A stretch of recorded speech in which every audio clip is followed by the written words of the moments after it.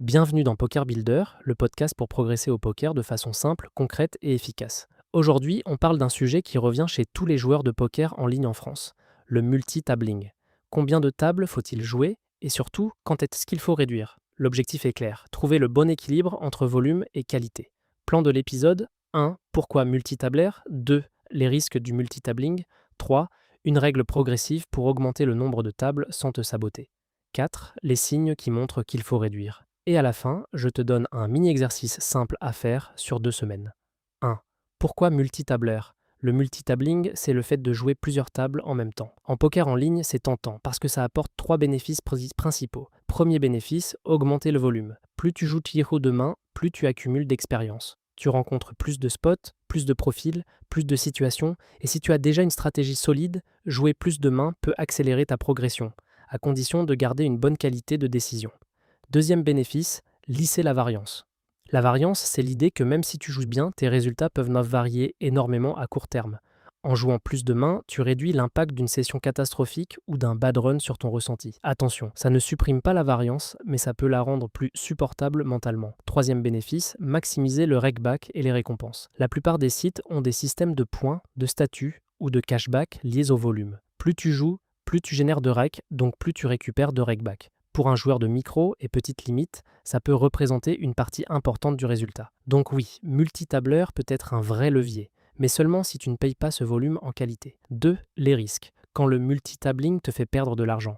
Le problème le plus fréquent, c'est la baisse de la qualité des décisions. Quand tu ajoutes des tables, tu réduis ton temps disponible par décision. Résultat, tu prends des raccourcis, tu rates des détails, tu t'adaptes moins au profil, tu fais plus souvent des actions par défaut. Deuxième risque, la fatigue. Multitableur, c'est exigeant. Même si tu ne t'en rends pas compte sur le moment, ton cerveau tourne en continu. Type de tapis, position, sizing, historique, timing. Sur 1 heure, ça peut passer. Sur 3 heures, tu peux basculer sans t'en rendre compte dans un jeu moins précis. Troisième risque, l'autopilote. L'autopilote, c'est quand tu joues en mode automatique. Tu cliques sans vraiment réfléchir. Tu sais bet parce que ça se fait, tu fold parce que ça a l'air fort, tu 3-bet parce que c'est dans l'arrange, mais sans te poser les questions essentielles.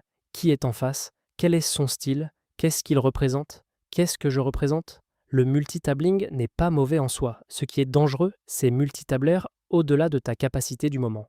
3. La règle progressive. Comment choisir le bon nombre de tables?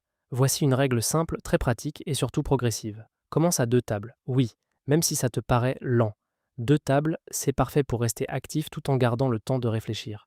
Tu peux observer les showdowns, prendre des notes mentales, repérer qui 3-bet trop, qui call trop, qui bluffe jamais. Ensuite, monte uniquement quand ta win rate est stable. Ça veut dire, tu n'augmentes pas juste parce que tu t'ennuies. Tu augmentes parce que tu as prouvé que tu gagnes de l'argent en jouant correctement à ce rythme. Concrètement, tu peux te dire, je joue 2 tables pendant un certain volume et si je reste gagnant et à l'aise, je passe à 3, puis à 4.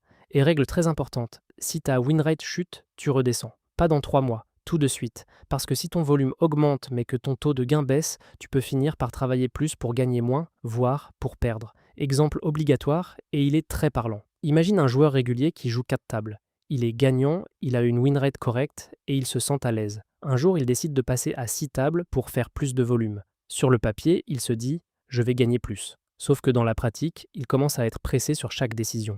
Il value bête moins bien, il bluffe au mauvais endroit, il rate des spots de team value, il ne s'adapte plus au profil. Résultat, sa win rate chute de 30%.